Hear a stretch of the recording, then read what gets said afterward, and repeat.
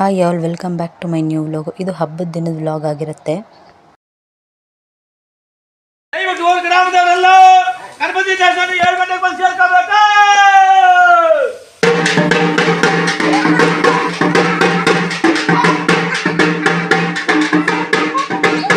So ಇದು ಹಬ್ಬದ ಹಿಂದಿನ ದಿನ ಅನ್ನೋಂಗೆ ಡಂಗೂರ ಸಾರಿಸಿದ್ದು. ಈಗಲೂ ಈ ಊರಲ್ಲಿ ಈ ಪದ್ಧತಿ ಇನ್ನೂ ಇದೆ.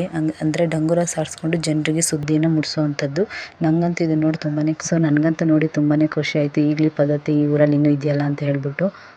ಆ್ಯಸ್ ಯೂಶ್ವಲ್ ಎಲ್ಲ ಹಬ್ಬದ ದಿನ ಏನೇನು ಕೆಲಸ ಮಾಡ್ಕೋತಾರೋ ಅದೇ ರೀತಿ ನಾವು ಬೆಳಗ್ಗೆ ಎದ್ದು ರಂಗೋಲಿನೆಲ್ಲ ಬಿಡಿಸಿ ಹೊಸ್ಲಿಗೆಲ್ಲ ಕುಂಕುಮನೆಲ್ಲ ಇಟ್ಕೊಂಡು ಎಲ್ಲ ಕೆಲಸನೂ ಮಾಡ್ಕೋತಾ ಇದ್ವಿ.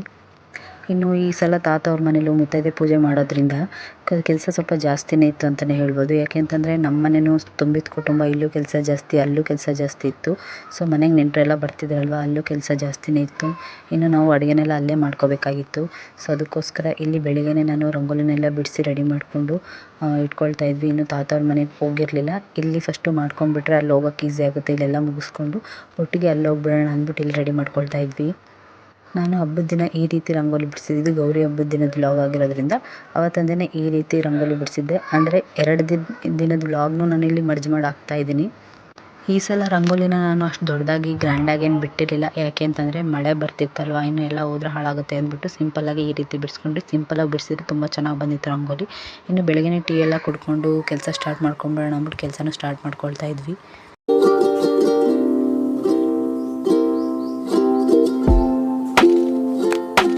ಸೊ ಅಷ್ಟರಲ್ಲಿ ಪಾಪುನೂ ಎದ್ಬಿಟ್ಟ. ನಾನು ಈ ಮನೇಲಿ ಮಾಡ್ಕೊಂಡ್ರೆ ಕೆಲಸನ ಆ ಮನೇಲಿ ನಮ್ಮ ಅಕ್ಕ ಮತ್ತು ಇನ್ನೊಬ್ರು ಅಕ್ಕ ಇದ್ದಾರೆ, ಅಂದರೆ ದೊಡ್ಡವಾರ್ಗಿತ್ತಿದ್ದಾರಲ್ವ, ಅವ್ರನ್ನ ನಾನು ಹೇಳ್ತಾ ಇರೋದು. ಸೊ ಅವರಿಬ್ಬರು ಅಲ್ಲಿ ಮಾಡ್ಕೊಳ್ತಾಯಿದ್ರು, ನಾನು ಇಲ್ಲಿ ಮಾಡ್ಕೊಳ್ತಾ ಇದ್ದೆ. ಪಾಪುನು ಮಲಗಿಸ್ಕೊಂಡು ಹಂಗೆ ಕೆಲಸನೂ ನಾನು ಕಂಟಿನ್ಯೂ ಮಾಡಿಕೊಂಡೆ.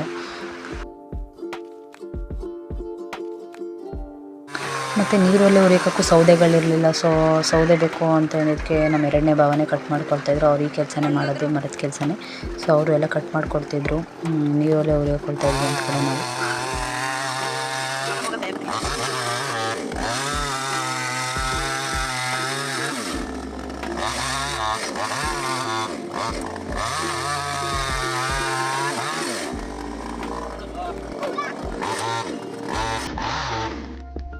ಆಮೇಲೆ ಸೌದೆ ಕಟ್ ಮಾಡೋಕ್ಕೆ ಮಿಷಿನ್ ತಂದು ಇಟ್ಕೊಂಡಿದ್ದಾರೆ ಅಂತ ಅನ್ಕೋತೀರಾ ಅಂದ್ಬಿಟ್ಟು ಹೇಳಿದೆ ಅಷ್ಟೇ. ಅವ್ರು ಕೆಲಸ ಮಾಡೋದೇ ಈ ಕೆಲಸ ಅಲ್ವಾ, ಸೊ ಮನೇಲಿ ಯಾವಾಗಲೂ ಮಿಷಿನ್ ಇದ್ದೇ ಇರುತ್ತೆ. ಇನ್ನು ಆ ರೀತಿ ಕಟ್ ಮಾಡಿಕೊಂಡ್ರೆ ಈ ಥರ ಕೊಡ್ಲಿಲಿ 2 ಪೀಸ್ ಮಾಡಿ ಒಳಗೆ ಹಾಕ್ಕೊಳ್ತೀವಿ. ನಾನು ಪಾಪುಗೆ ವಿಶಾಲ್ ಮಾರ್ಟಲ್ಲೇ ಬಟ್ಟೆಗಳು ತೊಗೊಂಡಿದ್ದೆ ಅಲ್ವಾ, ಸೊ ಆ ಬಟ್ಟೆಗಳನ್ನೇ ನಾನು ಇಲ್ಲಿ ತೋರಿಸ್ತಾ ಇರೋದು. 3-4 ಜೊತೆ ಬಟ್ಟೆಗಳು ತೊಗೊಂಡಿದ್ದೆ. ಇನ್ನು ನಮ್ಮ ಅಕ್ಕನೂ ಒಂದು ಜೊತೆ ತಂದುಕೊಟ್ಟಿದ್ಲಲ್ವ, ಸೊ ಅದನ್ನೇ ನಾನು ಹಬ್ಬದ ದಿನ ಹಾಕಿದ್ದು. ಅವನಿಗೆ ಈ ಸತಿ 4-5 ಜೊತೆ ಬಟ್ಟೆ ಆಯಿತು, ಹೊಸ ಬಟ್ಟೆ. ಅದಕ್ಕೋಸ್ಕರ ನಾನೇನು ಹೊಸ ಬಟ್ಟೆ ತರಲಿಲ್ಲ, ಮತ್ತೆ ಅಲ್ಲೇ ತೊಗೊಂಡಿದ್ನಲ್ಲ ಅಂದ್ಬಿಟ್ಟು. ಗಣೇಶ ಹಬ್ಬದ ವ್ಲಾಗ್ ಆಗಿರುತ್ತೆ. ಸೊ ನಾನು ರೆಡಿ ಆಗಬೇಕು, ಇನ್ನೂ ರೆಡಿ ಆಗಿ ಸ್ನಾನ ಮುಗಿಸ್ಕೊಂಡು ಬಂದಿದ್ದೀನಿ. ಸೊ ಅಷ್ಟರಲ್ಲಿ ದೇವ್ರ ಮನೆಯೆಲ್ಲ ಕ್ಲೀನ್ ಮಾಡಬೇಡ ಅಂದ್ಬಿಟ್ಟು ಬಂದಿದ್ದೀನಿ. ದೇವ್ರ ಮನೆಯೆಲ್ಲ ಕ್ಲೀನ್ ಮಾಡಿದ್ರೆ, ದೇವ್ರ ಪೂಜೆ ಮಾಡಿದ್ರೆ ಇಲ್ಲಿ ಕೆಲಸ ಮುಗಿಯುತ್ತೆ. ಆಮೇಲೆ ತಾತವ್ರ ಮನೆಗೆ ಹೋಗಬೇಕು. ಸೊ ಅಲ್ಲಿ ಕೆಲಸ ಇದೆ. ಪಾಪು ಮಲಗಿದ್ದಾನೆ, ಅಷ್ಟರಲ್ಲಿ ನನ್ನ ಕೆಲಸ ಮುಗಿಸ್ಕೋಬೇಕು.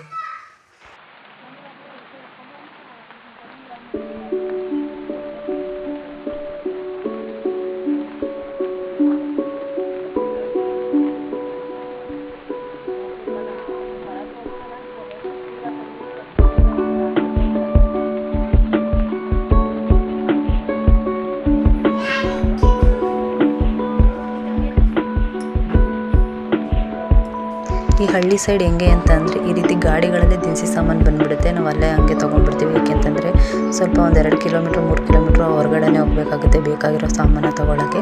ಸೊ ಈ ರೀತಿ ಬಂದರೆ ಮನೆ ಹತ್ರನೇ ಏನು ಬೇಕೋ ಅಲ್ಲೇ ತೊಗೊಂಡ್ಬಿಡ್ತೀವಿ. ಸೊ ರಂಗೋಲಿ ಇರಲಿಲ್ಲ, ನಮ್ಮ ಅಕ್ಕ ರಂಗೋಲಿ ತೊಗೊಳ್ತಾ ಇದ್ಲು.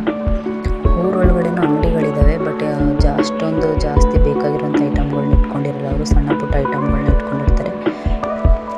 ಸೊ ಹಿಂದುಗಡೆ ಬಾಗಿಲಿಗೂ ತೊಪ್ಪೆನೆಲ್ಲ ಸಾರಿಸಿ ರಂಗೋಲಿನೆಲ್ಲ ಬಿಟ್ಟು ಅಲ್ಲೂ ರೆಡಿ ಮಾಡ್ಕೊಂಡ್ವಿ.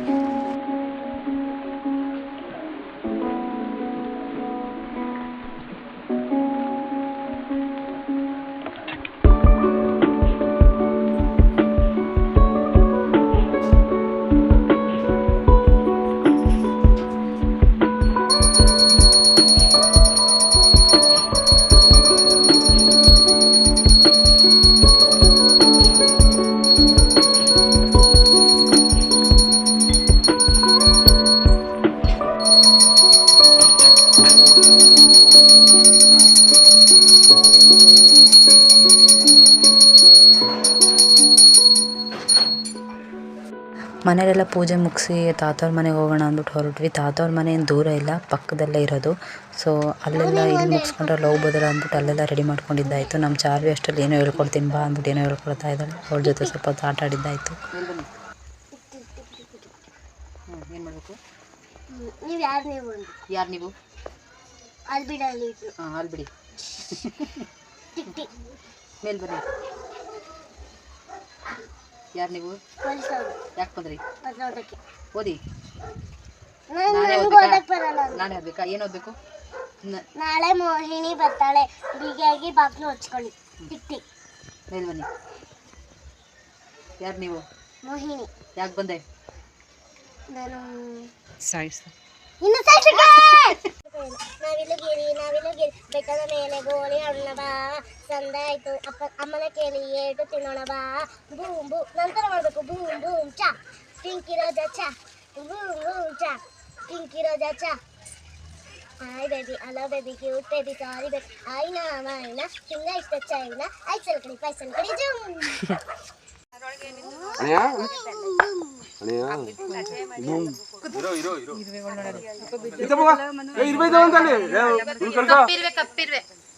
ಇದೇ ನಮ್ಮದು ಹೊಲ. ಬಾಳೆ ಹಾಕಿದ್ದೀವಿ ಈ ವರ್ಷ. ಸೊ ಅಲ್ಲೇ ಅಜ್ಜಿನ ಸಮಾಧಿ ಮಾಡಿರೋದು. ಸೊ ಅಜ್ಜಿ ಸಮಾಧಿಗೆ ಫಸ್ಟ್ ಪೂಜೆನೆಲ್ಲ ಮುಗಿಸಿ ಆಮೇಲೆ ಮನೇಲಿ ಮುತ್ತೈದೆ ಪೂಜೆ ಸ್ಟಾರ್ಟ್ ಮಾಡೋದಲ್ಲ. ಸೊ ಅದಕ್ಕೋಸ್ಕರ ಎಲ್ಲ ಅಲ್ಲೋಗಿದ್ದಾರೆ. ನಾನು ಹೋಗಿರಲಿಲ್ಲ, ಇನ್ನೂ ಪಾಪಕ್ಕೆ 6 ಮಂತ್ಸ್ ಅಲ್ವಾ, ಅದಕ್ಕೋಸ್ಕರ ನನ್ನ ಬೇಡ ಅಂತ ಹೇಳಿದ್ರು. ಸೊ ಮನೇಲೇ ಇದ್ದೆ. ನಮ್ಮ ಅಕ್ಕ ಹೋಗಿ ವೀಡಿಯೋನೆಲ್ಲ ಮಾಡ್ಕೊಂಡು ಬಂದಿದ್ದಾಳೆ.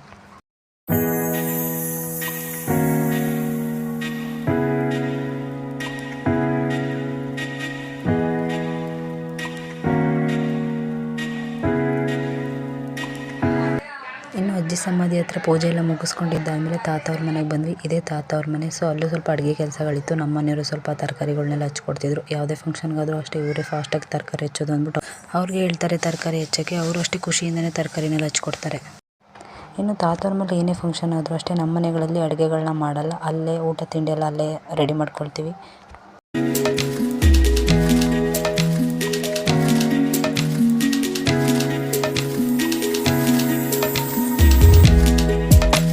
ಸೊ ಅಜ್ಜಿದು ಮುತ್ತೈದೆ ಪೂಜೆ ಎಲ್ಲ ಮುಗೀತು.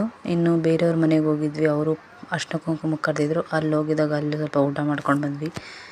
ಇನ್ನು ನಾನು, ನಮ್ಮ ಮನೆಯವರು, ನನ್ನ ಮಗ 3 ಜನ ಸೇರ್ಕೊಂಡು ದೇವಸ್ಥಾನಕ್ಕೆ ಹೋಗ್ಬಿಟ್ಟು ಬಂದ್ವಿ, ಆಂಜನೇಯನ ದೇವಸ್ಥಾನಕ್ಕೆ. ಅದಾದಮೇಲೆ ಸಂಜೆ ಮೇಲೆ ನಾನು, ಪಾಪು, ಅಮ್ಮ ನಾವೆಲ್ಲ ಗಣಪತಿ ದೇವಸ್ಥಾನಕ್ಕೆ ಹೋಗ್ಬಿಟ್ಟು ಬಂದ್ವಿ. ನಮ್ಮೂರಲ್ಲಿ ಎಲ್ಲ ಕಡೆನೂ ಕೂರಿಸಲ್ಲ ಗಣಪತಿಗಳನ್ನ, ಸಿಟಿಲಿ ಕೂರಿಸೋ ಹಾಗೆ ಒಂದೊಂದು ಗಲ್ಲಿಗೂ ಕೂರಿಸಲ್ಲ. ಇಲ್ಲಿ ಎಲ್ಲ ಮನೆ ಹತ್ರನೂ ದುಡ್ಡು ಕಲೆಕ್ಟ್ ಮಾಡಿಕೊಂಡು ದೇವಸ್ಥಾನದಲ್ಲಿ ಗಣಪತಿ ಕೂರಿಸಿರೋದಿದು.